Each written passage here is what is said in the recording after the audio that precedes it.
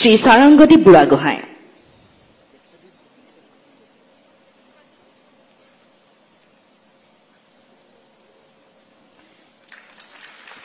শ্ৰীমতী বৰষা দাস,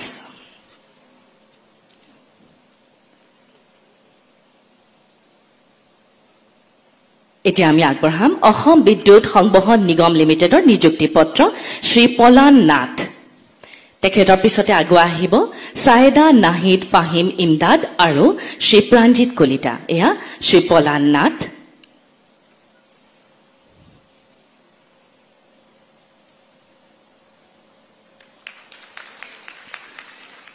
ছায়েদা নাহিদ ফাহিম ইমদাদ,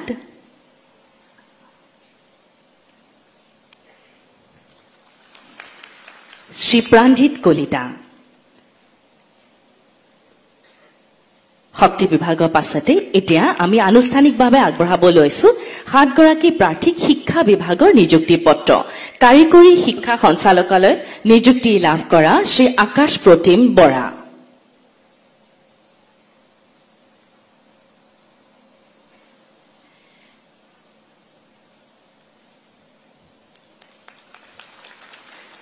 শ্ৰীমতী জিমলি দাস,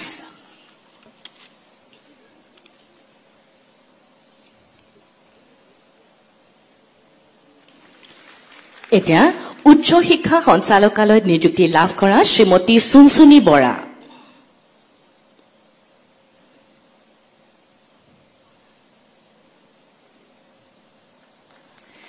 শ্ৰী উপকূল পাটোৱাৰী,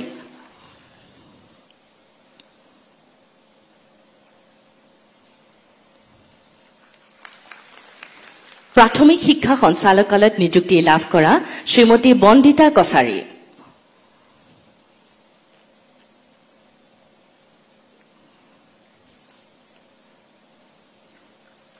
তেখেতৰ পাছতে শ্ৰী নিমাই চন্দ্ৰ দাস,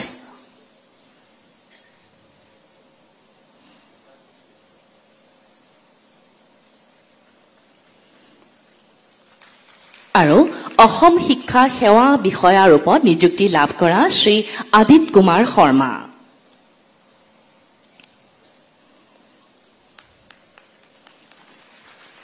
শ্ৰদ্ধাৰ সুধীবৃন্দ, সমগ্ৰ শিক্ষা অসমৰ অধীনস্থ পৌৰগত কৰ্মচাৰী আৰু ঠিকাভিত্তিক শিক্ষক শিক্ষয়িত্ৰী পৰিয়াললৈ 5 লাখ টকা এককালীন আৰ্থিক সাহায্য প্ৰদান কৰা হৈছে। আনুষ্ঠানিকভাৱে 3 গৰাকী ব্যক্তিক আমি আগুৱাই আহিবলৈ অনুৰোধ জনাইছো। শ্ৰী পৰেশ চন্দ্ৰ ৰাজবংশী, শ্ৰীমতী ৰঞ্জনা কাকতি আৰু শ্ৰী শংকৰ চৰকাৰ।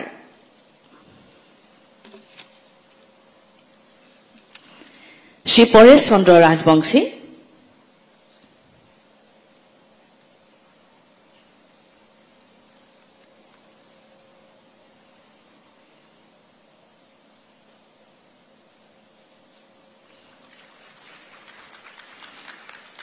তেখেতৰ পাছতে শ্ৰীমতী ৰঞ্জনা কাকতি,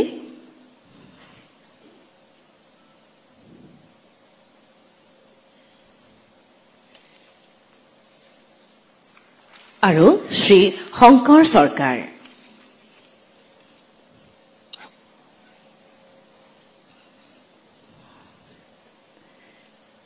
এতিয়া আমি আনুষ্ঠানিকভাৱে আগবঢ়াব ওলাইছো 2 গৰাকী প্ৰাৰ্থীক তথ্য আৰু জনসংযোগ বিভাগৰ নিযুক্তি পত্ৰ শ্ৰী ৰঞ্জিত সেন আৰু শ্ৰীমতী মানস্মিতা মহন্ত। শ্ৰী ৰঞ্জিত সেন তথ্য আৰু জনসংযোগ বিভাগ, শ্ৰী ৰজত সেন,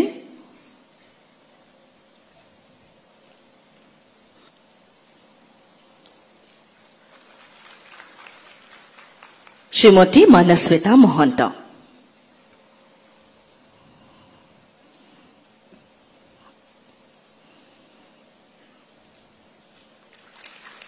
ধন্যবাদ। এইখিনিতে নিযুক্তি পত্ৰ বিতৰণ কাৰ্যসূচীৰ সামৰণি পৰিল।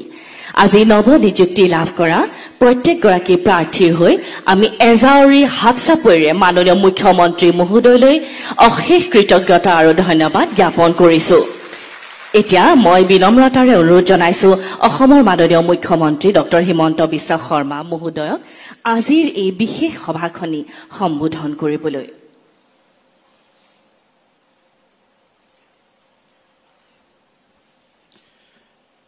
অসম চৰকাৰৰ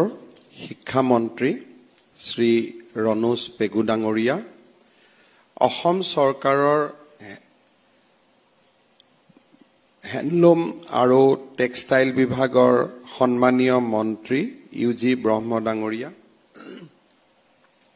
অসম চৰকাৰৰ জলসম্পদ বিভাগৰ সন্মানীয় মন্ত্ৰী পীযুষ হাজৰিকা ডাঙৰীয়া, ক্ৰীড়া আৰু শক্তি বিভাগৰ সন্মানীয় মন্ত্ৰী নন্দিতা গাৰলোচা ডাঙৰীয়ানী, সভাত উপস্থিত অসম ৰাজ্যিক বিদ্যুৎ বিতৰণ নিগমৰ অধ্যক্ষ শ্ৰী ছয়উদ্দিন আব্বাসী ডাঙৰীয়া, শক্তি বিভাগৰ প্ৰধান সচিব শ্ৰী দ্বিবেদী ডাঙৰীয়া, অসম ৰাজ্যিক শক্তি বিতৰণ লিমিটেডৰ পৰিচালন সঞ্চালক ৰাকেশ কুমাৰ ডাঙৰীয়া, সমগ্ৰ শিক্ষা অভিযানৰ মিছন ডাইৰেক্টৰ ডক্টৰ ওম প্ৰকাশ ডাঙৰীয়া, শিক্ষা বিভাগৰ সচিব শ্ৰী নাৰায়ণ কোঁৱৰ ডাঙৰীয়া,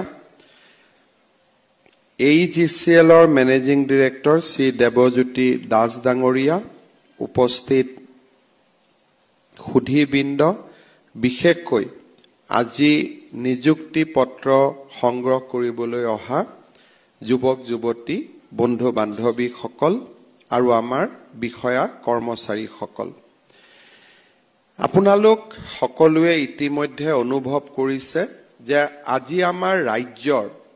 3টা বিভাগত আমি 465 গৰাকী প্ৰাৰ্থীক নিযুক্তি পত্ৰ প্ৰদান কৰিবলৈ ইয়াত সমবেত হৈছো। 2021 চনৰ মে মাহত আমাৰ চৰকাৰে দায়িত্ব গ্ৰহণ কৰিছিল। নিৰ্বাচনৰ সময়ত আমি ৰাজ্যৰ জনসাধাৰণক প্ৰতিশ্ৰুতি দিছিলো যে আমাৰ চৰকাৰ শাসনলৈ আহিলে আমি 1 লাখ যুৱক যুৱতীক নিযুক্তি দিম। যুৱক যুৱতীক নিযুক্তি দিম, সেই শব্দটোৰ লগত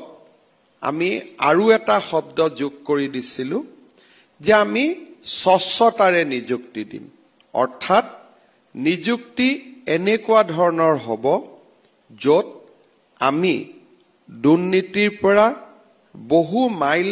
দূৰত থাকিম, স্বজন আৰু তোষণৰ পৰা আমি বহু মাইল দূৰত থাকিম। মোৰ যোৱা 25 বছৰৰ ৰাজনৈতিক জীৱনৰ অভিজ্ঞতা যে ৰাজ্যত যেতিয়াই নিযুক্তি দিবৰ বাবে প্ৰচেষ্টা কৰা হয়, দুৰ্নীতি আৰু স্বজন তোষণৰ বাবে নিযুক্তি প্ৰক্ৰিয়া আগবাঢ়ি নাযায়, আইন আৰু আদালতৰ জটিলতাৰ সৃষ্টি হয়, আৰু কেনেবাকৈ যদি চৰকাৰখনে নিযুক্তি দিবও পাৰে, সেই নিযুক্তিক লৈ যুৱক যুৱতীসকলৰ মাজত হতাশাৰ সৃষ্টি হয়। যোৱা 3 দিন আগত অসমৰ এখন আদালতত অসম চৰকাৰৰ তদন্তৰ প্ৰতিবেদনৰ ভিত্তিত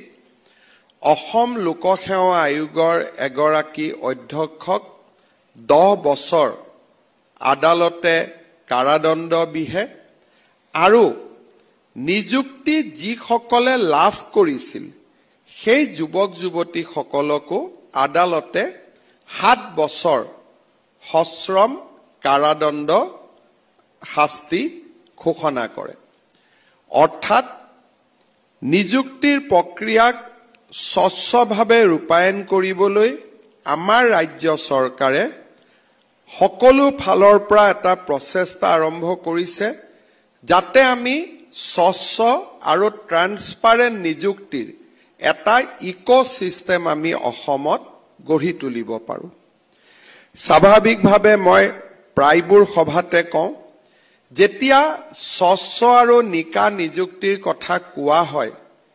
এই স্বচ্ছ আৰু নিকা নিযুক্তি কৰিবলৈ যাওঁতে এটা পলিটিকেল কষ্ট তাৰ লগত ইনভলভ হৈ থাকে। যেনেকে আজি আমি যি নিযুক্তি দিছোঁ, এই নিযুক্তি প্ৰক্ৰিয়াৰ বাবে যিসকল উপযুক্ত এনে উপযুক্ত বহু পৰিয়াল আছে যিসকল কৰবাত নহয় কৰবাত আমি জড়িত ৰাজনৈতিক দলটোৰ পিতৃ-মাতৃ সদস্য হৈ আছে বা বিভিন্ন দলটোৰ পদত তেওঁলোক অধিষ্ঠিত হৈ আছে।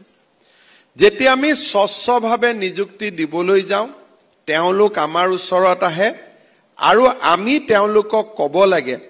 যে আমি নিযুক্তিত খেলিমেলি কৰিব নোৱাৰিম। স্বভাৱজতভাৱে তেওঁলোক আমাৰ ওচৰত খং খাই ক্ৰোধিত হয় আৰু স্বাভাৱিকভাৱে আমাৰ ৰাজনৈতিক জীৱনত তাৰ এটা ডাঙৰ কষ্ট আমি নিৰ্বাচনৰ সময়ত দিবলগীয়া হয়। ঠিক তেনেদৰে যিসকল বিষয়া বা মন্ত্ৰী বিধায়কৰ সম্পৰ্কীয় ল'ৰা ছোৱালীও এই কম্পিটিটিভ পৰীক্ষাবিলাকত অৱতীৰ্ণ হয় তেওঁলোকক যেতিয়া আমি ক'ব লাগে যে তোমালোকক আমি সহায় কৰিব নোৱাৰো, মন্ত্ৰিত্বৰ দায়িত্ব এৰাৰ পিছতো এটা পৰিয়ালৰ লগত এটা পৰিয়ালৰ সম্পৰ্ক এনেকে বেয়া হৈ যায় যে ভৱিষ্যতৰ দিনত পৰিয়ালৰ বিয়া বাৰুটো খোৱাও এক প্ৰকাৰ অসম্ভৱ হৈ পৰে। যেতিয়া পৰিয়ালৰ বিয়া বাৰু খাব যোৱা হয় আৰু যেতিয়া মোৰ লগত মই মন্ত্ৰী নহওঁ তেতিয়া তেওঁলোকে কয় যে তুমি পাৱাৰত থাকোতে কিন্তু তোমাৰ মামাৰ ল'ৰাজনক চাকৰিটো কৰি নিদিলা, তোমাৰ ভতিজাটোক চাকৰিটো কৰি নিদিলা। আৰু সেই সময়ত তলমূৰ কৰি সেই অনুষ্ঠানটোৰ পৰা আঁতৰি অহাৰ বাদে আমাৰ হাতত আন বিকল্প নাথাকে। অৰ্থাৎ একোটা স্বচ্ছ নিযুক্তিৰ বাবে পলিটিকেল কষ্ট আৰু ব্যক্তিগত ক্ষতি দুইটাৰ যিকোনো চৰকাৰে সন্মুখীন হ'ব লাগে। সেইকাৰণে চৰকাৰসমূহে দুটা সহজ ৰাস্তা হাতত লয় যে আমি নিযুক্তি নিদিওঁ আৰু নিযুক্তি দিলেও আমাৰ নিজৰ মানুহখিনিক আমি চাকৰি দিম, পিছত যাতে আমি ৰাজনৈতিকভাৱেও সমৰ্থন পাব পাৰোঁ বা ব্যক্তিগতভাৱেও যাতে আমাৰ পৰিয়ালত আমাৰ প্ৰতিষ্ঠা চলি থাকিব পাৰে। 2021 চনত আমাৰ চৰকাৰ অহাৰ পিছত আমি সিদ্ধান্ত লৈছিলোঁ যে আমি যিয়ে পলিটিকেল কষ্ট দিব নালাগক কিয় বা আমি আমাৰ নিজৰ নিকটতম আত্মীয়সকলৰ সন্মুখত যিয়ে সমস্যাৰ সন্মুখীন হ'ব নালাগে কিয় আমি অসমত স্বচ্ছ নিযুক্তিৰ এটা নতুন বাতাবৰণ সৃষ্টি কৰিম। আজি মই অত্যন্ত আনন্দিত যে ৯৭,৫০৫ গৰাকী ব্যক্তিক এই মুহূৰ্তলৈকে আমি অসম চৰকাৰত চৰকাৰী চাকৰি দিব পাৰিলোঁ। 2021 চনত ৪,৭৭৯ গৰাকী, 2022 চনত ৩৫,১৩০ গৰাকী, 2023 বৰ্ষত ৫৫,৫৯০ গৰাকী আৰু এই বছৰত এতিয়ালৈকে ২০০৩ গৰাকী। অৰ্থাৎ আজিলৈকে আমি ৯৭,৫০৫টা নিযুক্তি আমি খুব স্বচ্ছতাৰে সৈতে দিবলৈ সক্ষম হলোঁ। আজি আমি এই স্বচ্ছতাৰ ইতিহাসক আৰু এখোপ আগুৱাই লৈ গৈ আমি নতুনকৈ ৪৬৫ গৰাকী প্ৰাৰ্থীক আমি নিযুক্তি পত্ৰ প্ৰদান কৰিবলৈ ইয়াত সমবেত হৈছোঁ। ইয়াৰ ভিতৰত আমাৰ APDCLত ২২০ গৰাকী কনিষ্ঠ প্ৰবন্ধক আৰু AEGCLত ৮৬ গৰাকী কনিষ্ঠ প্ৰবন্ধকে আদি কৰি ৩০৬ গৰাকী কনিষ্ঠ প্ৰবন্ধকক আজি আমি নিযুক্তি পত্ৰ প্ৰদান কৰিছোঁ। ৰাজ্যৰ ইঞ্জিনিয়াৰিং কলেজত আজি আমি ৫৯ গৰাকী প্ৰাৰ্থীক নিযুক্তি দিছোঁ। আজি ৰাতিপুৱাও আদালতত এই নিযুক্তিক স্থগিত কৰিবৰ বাবে আবেদন দিয়া হৈছিল, কিন্তু স্বচ্ছতাৰ আমি কতো কম্প্ৰমাইজ নকৰা কাৰণে আমাৰ বিৰুদ্ধে আদালতে ৰায়দান নিদিয়াৰ ফলতে আজি আমি সেই 59 গৰাকী প্ৰাৰ্থীকো আমি ইয়াতে নিযুক্তি দিব পাৰিছো সহকাৰী অধ্যাপক পদত 58 গৰাকী প্ৰাথমিক শিক্ষা সঞ্চালকতো প্ৰায় 23 গৰাকী বিদ্যালয় শিক্ষা বিভাগত 9 গৰাকী এই ধৰণে আমি 149 গৰাকী প্ৰাৰ্থীক শিক্ষা বিভাগত নিযুক্তি দিছো তথ্য আৰু জনসংযোগ বিভাগতো 4 গৰাকীক আমি সিনিয়ৰ ইনফৰমেশন অফিচাৰ 6 গৰাকীক জুনিয়ৰ ইনফৰমেশন অফিচাৰ আমি 10 গৰাকীক প্ৰাৰ্থীক আমি নিযুক্তি দিছো 2011 চনৰ পৰা অসমত অভিযান্ত্ৰিক মহাবিদ্যালয় আৰু পলিটেকনিকত নিযুক্তি হোৱা নাছিল আজি আমি লাহে লাহে এই গোচৰসমূহ আমাৰ পক্ষত ৰায়দান লাভ কৰি নিযুক্তি পত্ৰসমূহ আমি আগুৱাই দিবলৈ আমি সক্ষম হৈছো আৰু অহা কিছুদিনত ইঞ্জিনিয়াৰিং কলেজ আৰু পলিটেকনিক সমূহত আৰু কেইবাটাও নিযুক্তি দিয়াৰ বাবে আমি আগ্ৰহেৰে অপেক্ষা কৰিছো আজি প্ৰদান কৰা নিযুক্তিৰ ফলত আমাৰ ৰাজ্য চৰকাৰখনে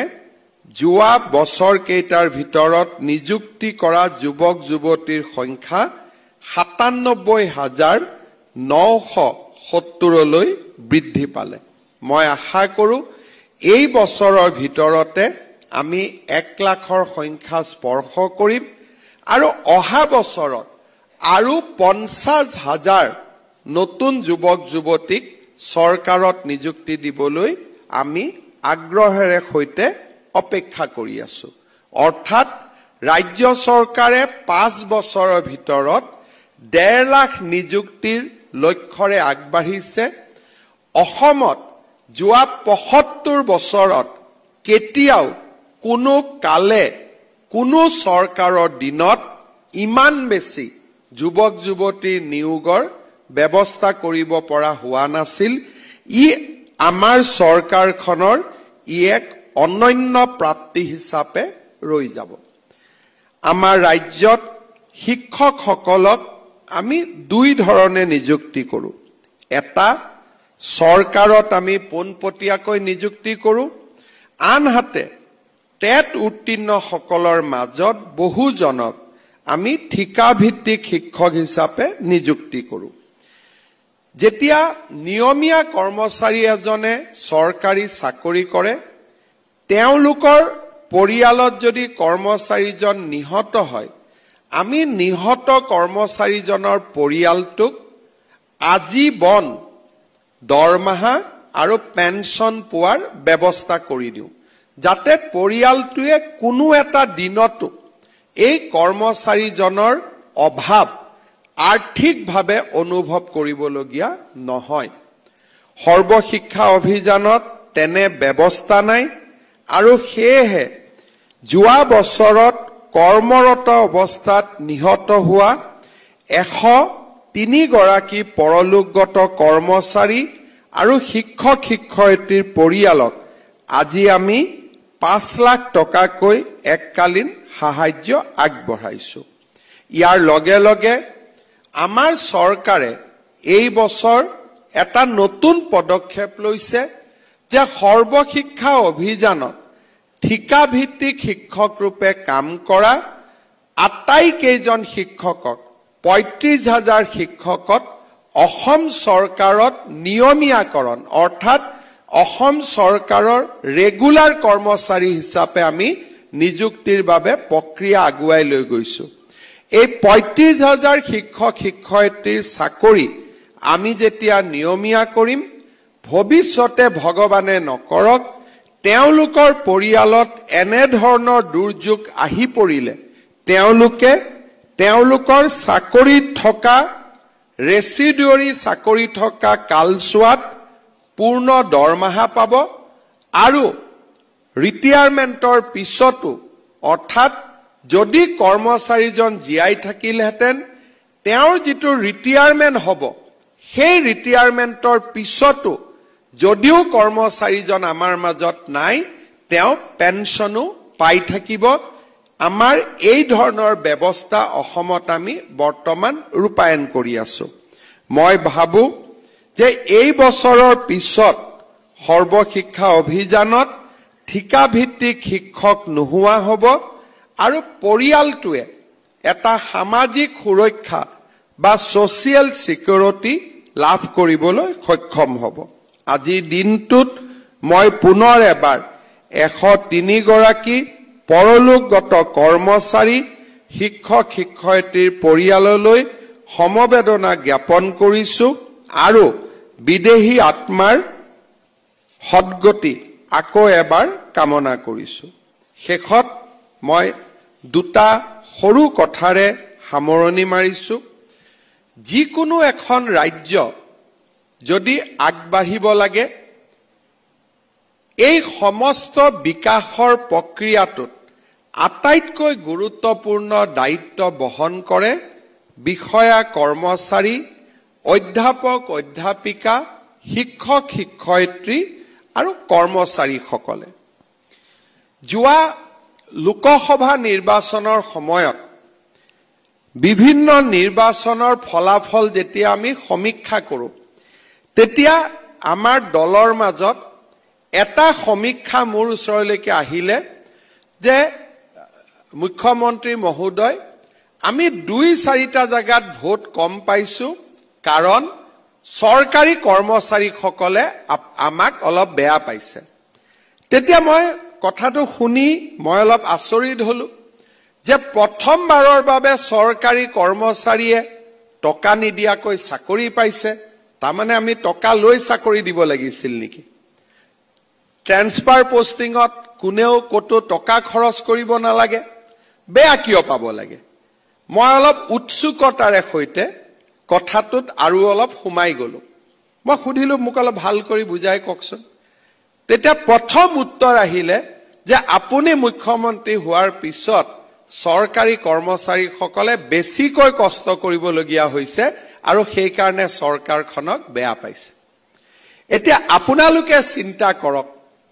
যে আমি কাম কাৰ কাৰণে কৰো মুখ্যমন্ত্ৰী বা মন্ত্ৰীৰ ব্যক্তিগত ঘৰৰ কাম আমি কোনেও নকৰো আমি কাৰ কাৰণে কাম কৰো আমি আমাৰ কাম কৰা অনুষ্ঠানটোৰ কাৰণে কাম কৰো আমি আমাৰ কাম কৰা ৰাজ্যখনৰ বিকাশৰ কাৰণে কাম কৰো আজি আমাৰ লগত যিখিনি এসিস্ট্যান্ট প্ৰফেসৰ বা জুনিয়ৰ ইঞ্জিনিয়াৰ বা আন যিসকল গেজেটেড পোষ্টত কাম কৰিছে তেওঁলোকে চাকৰি পাইছে বহুজনে আগতে ব্যক্তিগত প্ৰতিষ্ঠানত কাম কৰি আছিল আজিও আমাৰ সহপাঠীসকল বিভিন্ন ব্যক্তিগত কোম্পানীত কাম কৰে সেই ব্যক্তিগত কোম্পানী সমূহত একোজন কৰ্মচাৰীয়ে কিমান পৰিশ্ৰম কৰিব লাগে তাৰ সম্পৰ্কে আমাৰ ধাৰণা আছে আজি আমাৰ গুৱাহাটীতে খানাপাৰা বা আন জাগাত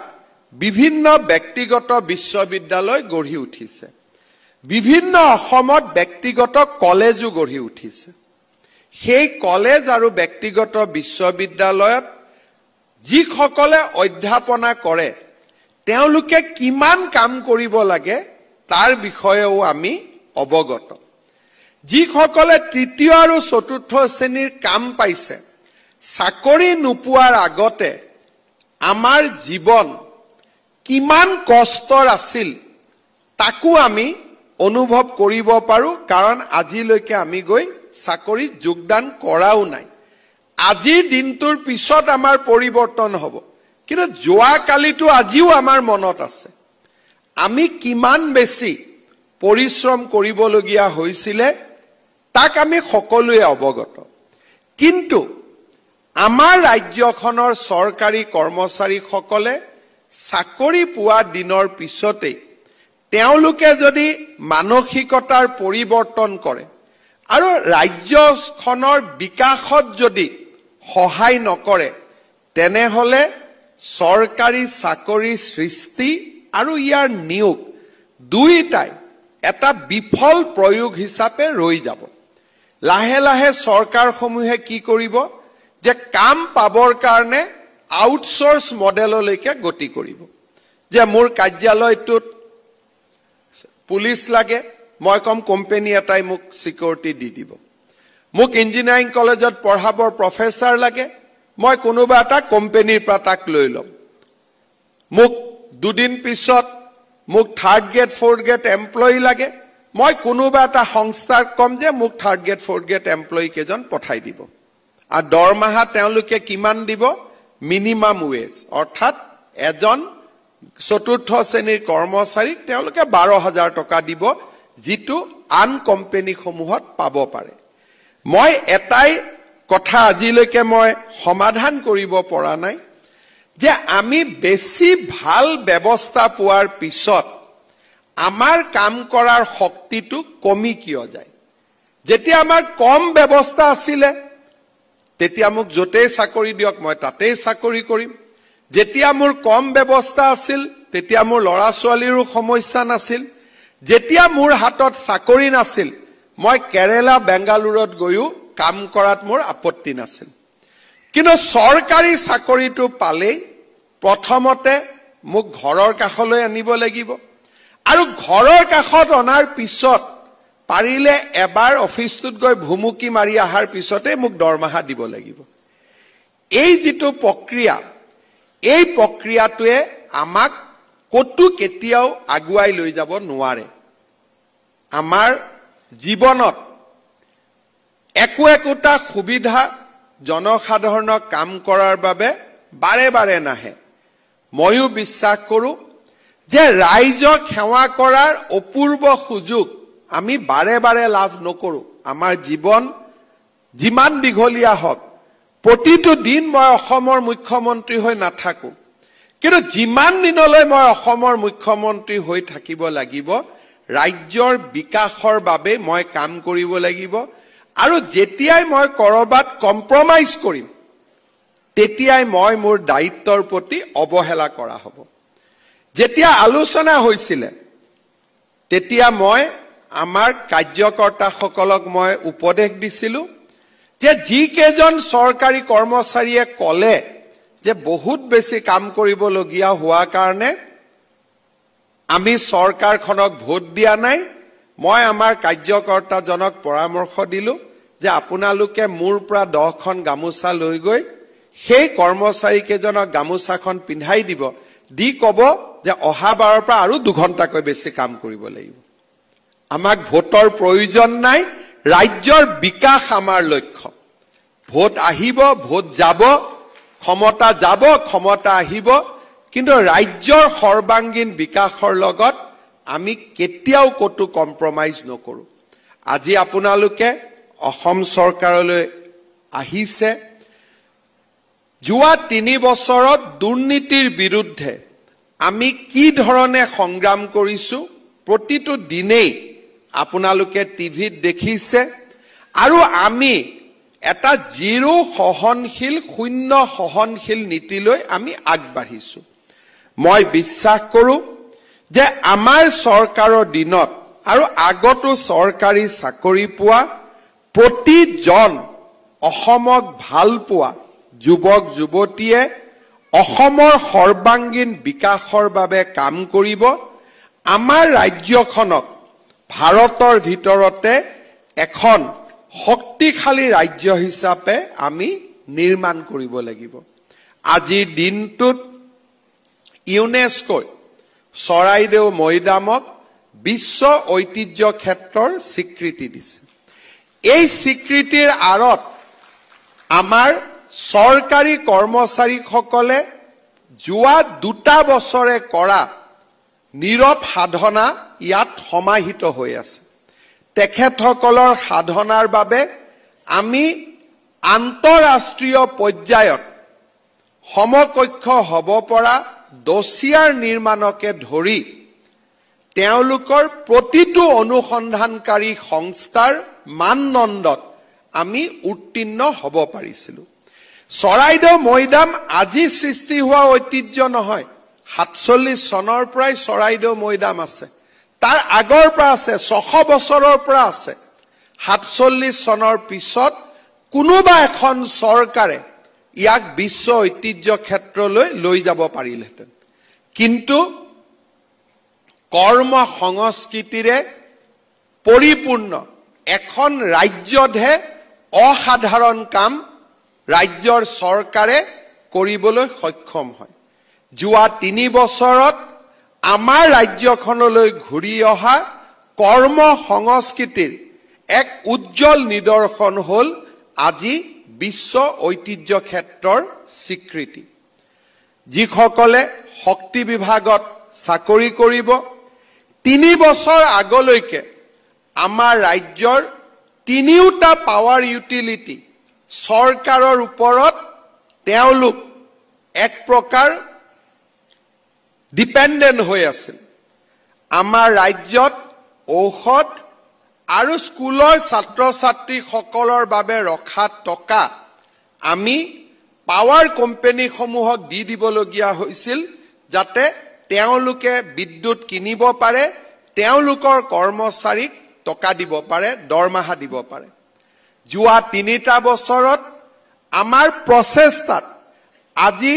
3টা পাৱাৰ কোম্পানী লাহে লাহে একোটা প্ৰফিট আৰ্নিং কোম্পানীৰ দিশলৈ গতি কৰিছে আজি আমাৰ প্ৰত্যেকটো পাৱাৰ কোম্পানীয়ে নিজৰ ভৰিৰ ওপৰত নিজে থিয় দিবলৈ সক্ষম হৈছে আজি আমাৰ এপিডিসিএল এইজিসিএল গোটেই কেইটা এই 3টা company one of the best power company in the nation হিচাপে স্বীকৃতি পাইছে যোৱা পৰহি মই আমাৰ দেশৰ শক্তি মন্ত্ৰী মনোহৰ লাল খাট্টাৰ ডাঙৰীয়া সাক্ষাৎ কৰিছিলো তাত ভাৰত চৰকাৰৰ পাৱাৰ সেক্ৰেটাৰী শক্তি সচিব সেই সভাত উপস্থিত আছিল মই কেইটামান মোৰ অনুৰোধ ৰাখিছিলো পাৱাৰ সেক্ৰেটাৰী এটাই উত্তৰ দিছিল যে sir Assam is my best state Assam মোৰ শ্ৰেষ্ঠ ৰাজ্য গতিকে আপোনাৰ কামখিনি কৰাৰ বাবে মই সৰ্বতো প্ৰকাৰৰ চেষ্টা কৰিম এনেকুৱা কমপ্লিমেন্ট ভাৰত চৰকাৰৰ পৰা আমাৰ ৰাজ্যই আগত কেতিয়াও পোৱা নাছিল আজি শিক্ষা আৰু স্বাস্থ্য খণ্ডত যোৱা কেইদিনমান আগতে প্ৰকাশিত এছডিজি গোলত আমি লাহে লাহে এছপাইৰেন্ট ষ্টেটৰ পৰা আমি ফ্ৰন্ট ৰেংকিং ষ্টেটলৈ আমি গতি কৰিছো মই বিশ্বাস কৰো যোৱা 3 বছৰত অসমে লাভ কৰা প্ৰতিটো স্বীকৃতিৰ আৰত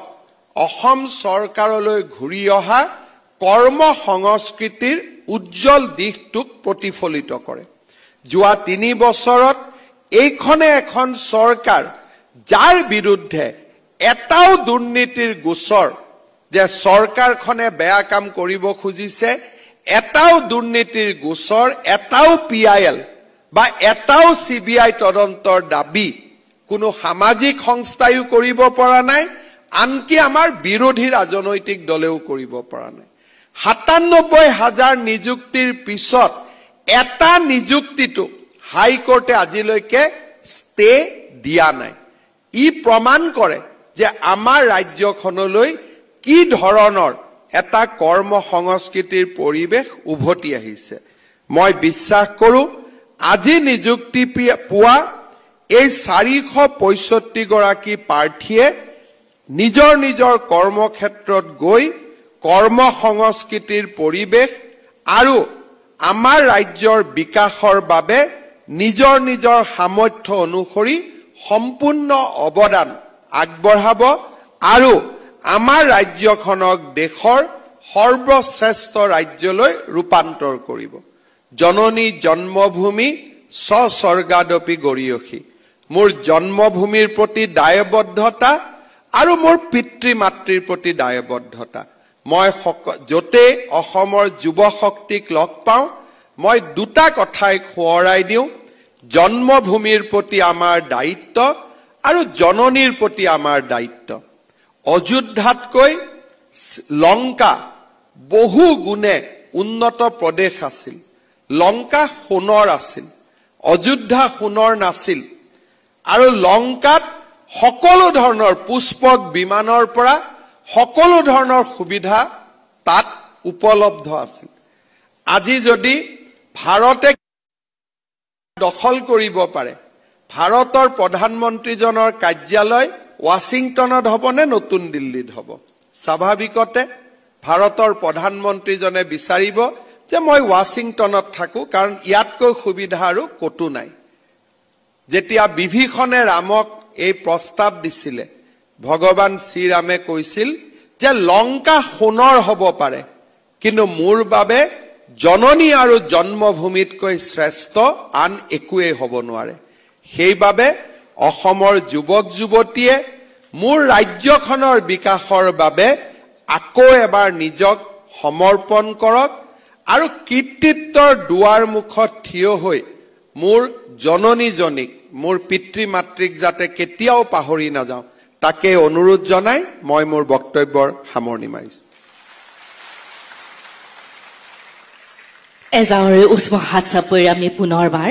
অসমৰ মাননীয় মুখ্যমন্ত্ৰী মহোদয়লৈ